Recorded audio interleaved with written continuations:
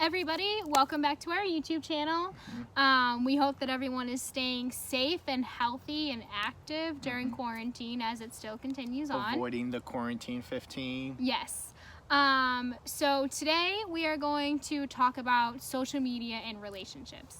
We're going to talk about two specific topics that fall under the social media subject that we feel are important. But we feel like social media plays a super active role in modern relationships. It's a topic that we feel current couples should have a discussion amongst each other, and it should be a discussion that comes up frequently throughout any modern relationship. Yep.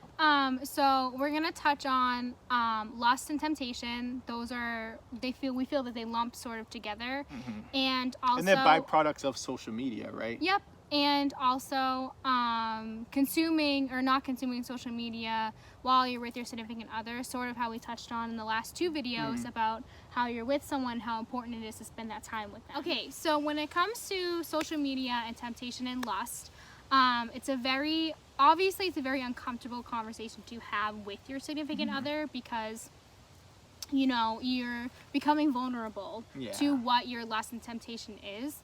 I just want to say really quickly that it's important to, if your partner is struggling with it, to not condemn them or judge them for it, to sort of help them through it and stick by their side, because it's not you and your partner against each other, it's you two against the problem. But when discussing lust and temptation and social media, it's important to discuss where it comes from, right? And how is spending time on social media causing a flare in temptation or lust, right? It's like when I spend time on social media, and it's important to first solidify that sex does sell, and a lot of companies do use that as a driving force behind their sales. Yep. And whether it's Fit Tea or a waist trainer or a clothing brand, lots of the time you find companies having scandalous pictures just to get the clicks.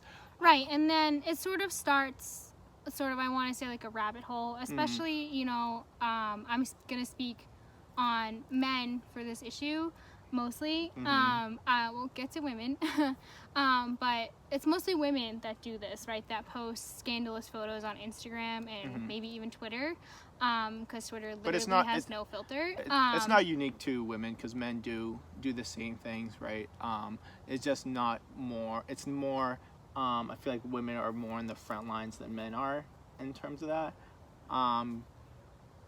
But it does occur with men as well. It occurs with men more, I feel like, because men, they see photos on Instagram and Twitter of women who are half naked or whatever, and they start scrolling, and then they're clicking on other things, whether that person has like maybe an OnlyFans page or something else, right? And they get dug into that rabbit hole, and they start saying to themselves, I wish I had this woman, why doesn't my girlfriend look like that? Leaves you wanting more, right? Exactly. And that can cause damage in your relationship, right? It's like, oh, this is no longer my ideal person. It's like, why can't she have this? It's like, at this point, you're building a Barbie. Because it's also important to remember, a lot of these women on Instagram, on Twitter, whatever social media website you're consuming, they're not real, right? It's fair to say. A lot of those are airbrushed. They're airbrushed, they're edited. A lot of them are having lipo surgery done. So it's not, they're surgically enhanced in some way, shape, or how. They don't have stretch marks. Women are all unique. They're all beautiful in some way. And it's important to love the person you're with, no matter their flaws, and kind of make that maybe their bright spots, right? Right, so it's also another thing too, that when you're looking through Instagram or Twitter and you're thinking to yourself, why can't my girlfriend look like that? And it sort of leads a temptation into a deeper spot where you decide, let me DM this person, you know what I mean, and see like what they're all about, and then it causes more damage to your relationship because you're going behind your significant other's back and doing sketchy stuff. Yeah, and these things are all recipes for micro cheating, right? Yep. Something that we discuss a lot in our relationship, right? Yep. Micro cheating can be a variety of different things, but obviously taking that next step and messaging someone, that kind of definitely falls in the line of micro cheating, correct? Yes. Okay, so the second topic that we are going to talk about that we discussed earlier in our video is the amount of social media consumption when you're with your significant other.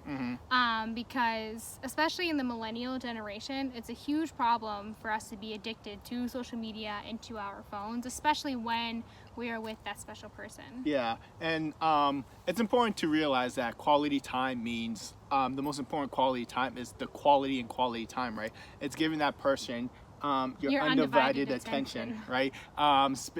Spending every second and enjoying every second that you're with them. And right, and if you're sort of, you know, on your phone and stuff like that, you're taking that special attention away from that person and giving it to your phone, and there are some moments in time you're never going to get back, especially being with that person. Yeah, it's important to identify that we as human beings, the most valuable time that we can offer anyone, whether it's a corporation or someone you're spending time with, is our time, right? It's a resource that we can't get back. It's an important resource, and when you're with someone, they should be consuming that resource as much as to the best as they can. Excuse me, because I forgot how to talk. We're not saying, you know what I mean, to not be on your phone at all when you're with your partner, but you know, if your partner is requiring attention and is sort of longing for that attention, to be able to put that phone down and give them that attention that they deserve and that they need. Especially nowadays, like, you know, a lot of people work 7-8 hours a day,